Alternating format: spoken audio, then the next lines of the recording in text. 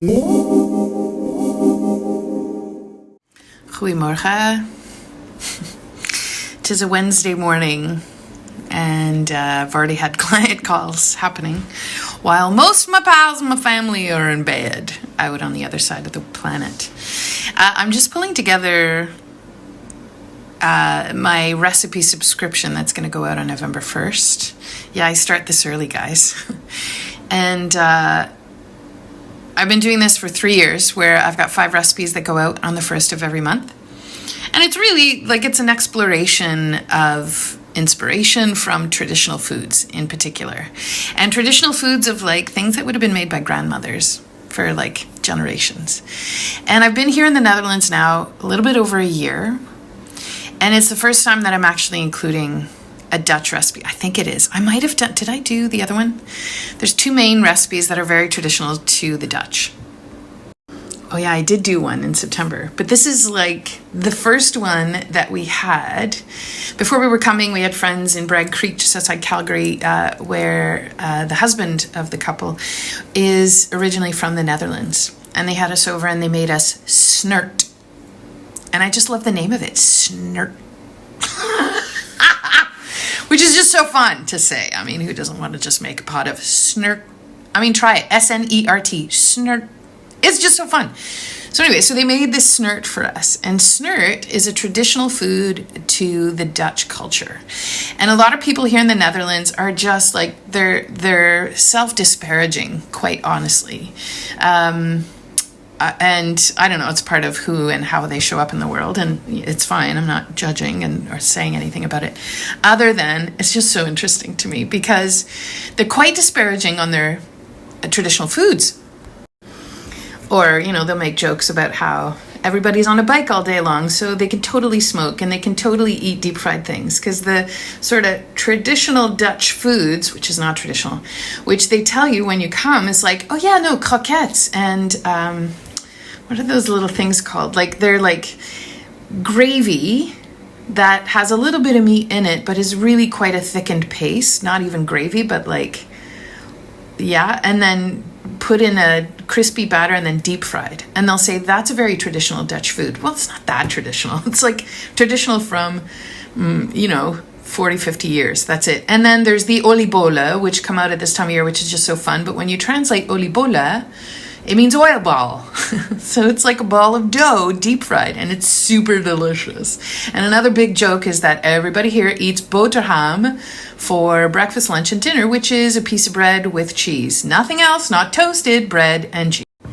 Oh yeah, the other thing is called bitterballen. Anyway, so when we first heard about Snert, I was like, oh, I wonder what it is. And I couldn't remember what the name was because it was a new word to me. And I was still kind of not yet wrapped my head around coming to the Netherlands. But it's a pea soup.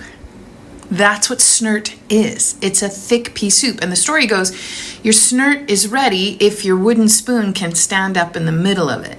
And it doesn't fall over. Like it has to be thick enough for your spoon to stand up in the middle of it. That's kind of the tale that goes with the making of Snert. So, of course, I start to draw these lines of like ancestral foods because that's where my interest lies. And I just think our grandmothers, we need to honor them. And the knowledge and the wisdom of figuring out how to live with the land and the foods the land produces in order to be there to look after the land.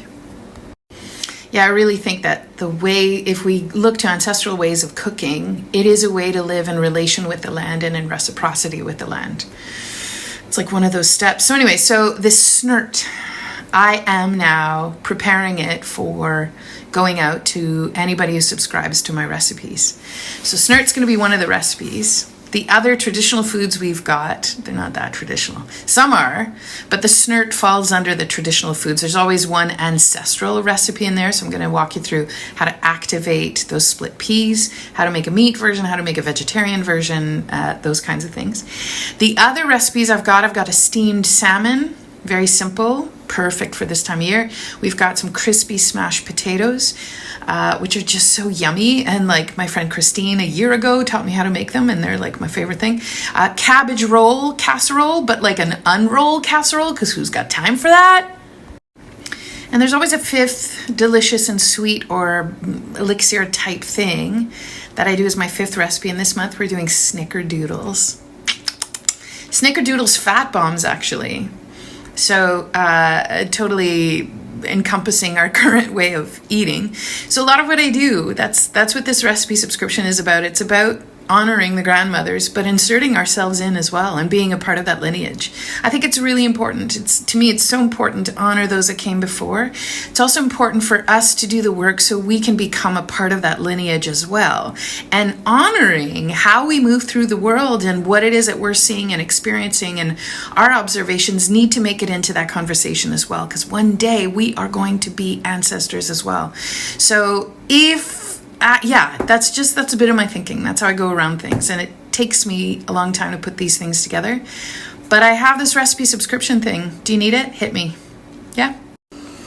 And on another note, I just find it so interesting that when you start to look in the traditional foods catalog and the way that some of the ancestors would have prepared foods, Snert, and the way that you make Snert is very much the same thing as a soupe aux pois bien mijoté, which is a very Acadian soup, which is also a very French Canadian soup, which is also like just traditional wisdom and knowledge that is shared.